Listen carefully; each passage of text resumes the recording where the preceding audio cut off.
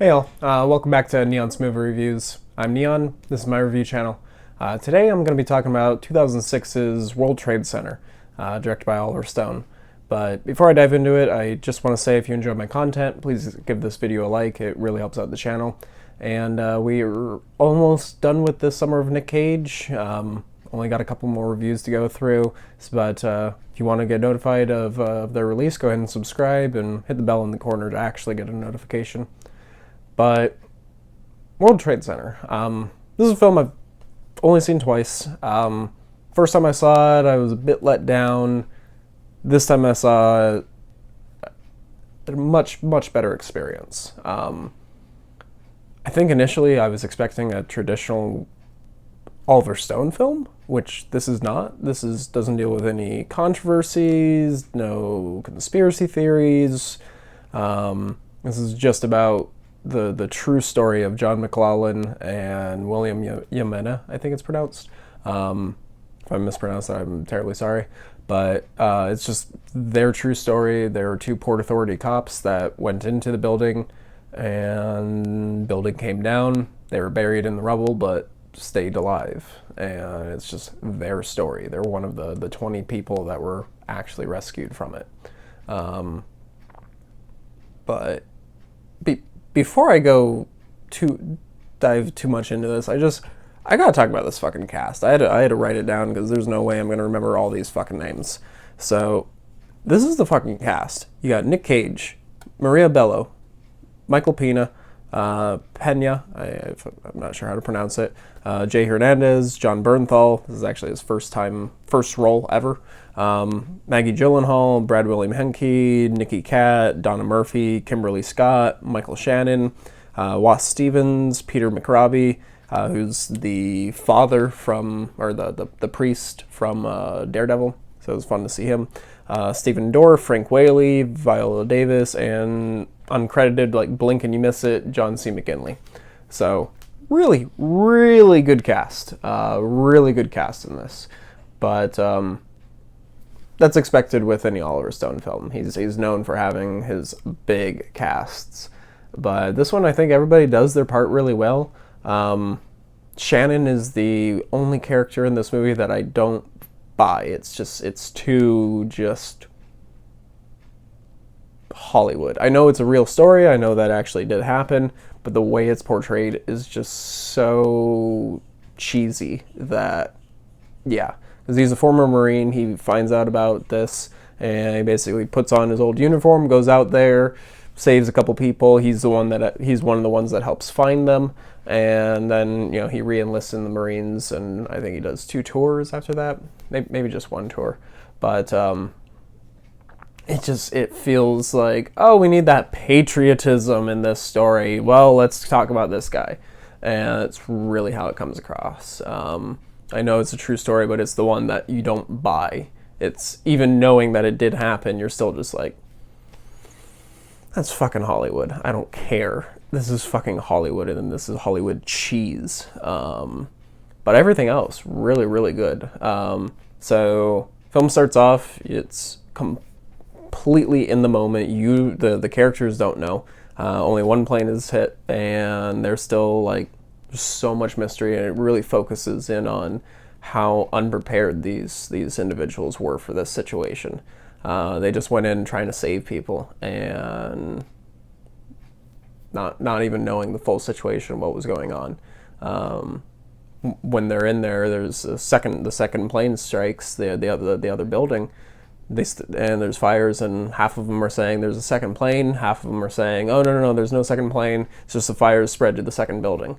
And so nobody knows what the hell is going on. And you get that to me is the best part of this movie, is basically everything up to the towers coming down, which is roughly your first half hour of the movie. You've got John Bernthal and all these Port Authority police officers. They're going in, they're grabbing fire department gear so that they can go up and basically do what they can to help save people. And another one strikes, building starts coming down. 3 of them manage to get into this hallway down by the down by the elevator shaft, so it's the more structurally supported area. And the other two, John Bernthal and the other guy, I can't think of his name, they don't even make it that far. They don't make it to the hallway. And so Nic Cage and Michael Pena are buried alive. Jay Hernandez is down there as well, but he's able to get out. But other things start falling. He gets pinned, crushed to death, and dies. So now it's just Michael Pena and Nic Cage buried alive. They've got internal bleeding, and they're just talking to one another, trying to keep each other awake so that they don't die. It's a really bleak film, but it presents it more about it focuses in more on the heroism than the horror of that day, which I do find very appealing now. But I remember when I initially saw this movie, it definitely was just like, that's it? That's all you're gonna do with this story? This is very clean. This is very safe, and but knowing the intent behind this film, that is just to focus and show the heroism on that day in the face of all the horrors of that day. It's a very inspiring story. But yeah, the Michael Shannon subplot is probably the weakest part of the movie. That's the part where it feels really cheesy. But all the scenes down with Michael Pena and Nic Cage are really, really interesting. The cinematography is really cool too, because most of it is just the camera like this close to them, is like it's like that. That's how you see them. And yeah, so you get a lot of scenes like that. So especially for Nic Cage, who's a very expressive person, and his performance in this is very, very restrained. It's very different from most of his other films. And he's just stationary for most of the movie. Both of the actors are.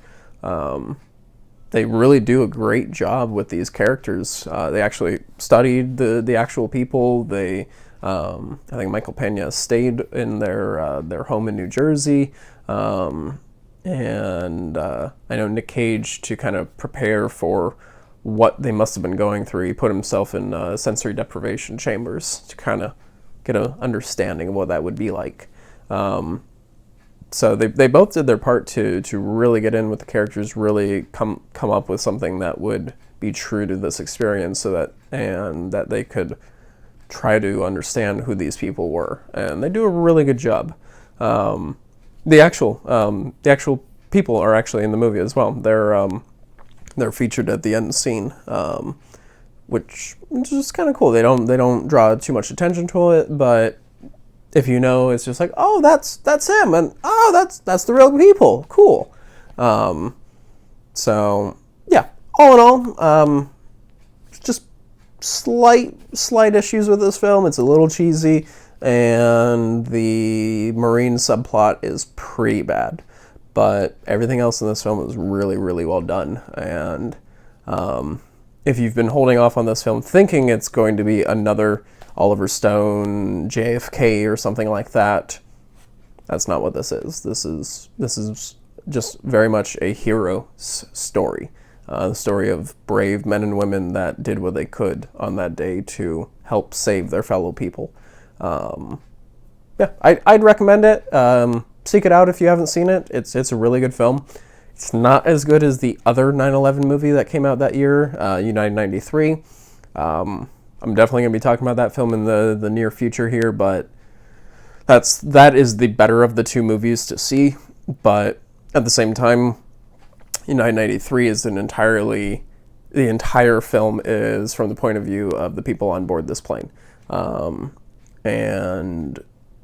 it's their heroism in the face of the horrors that they're seeing and everything, them finally rising up and doing what they can to prevent further pain and misery to others, regardless of what that means to themselves. It's a fantastic film. This is a much more larger view of the day. It's not just one, like, yes, it's about McLaughlin and Yemena, but it's the collective effort of everyone involved around these two characters. So it's about them, it's focused in on them, but you get a larger sense of the scope of everything on that day. And I think the best thing this film does is play with the misinformation and the lack of information and just the confusion on that day.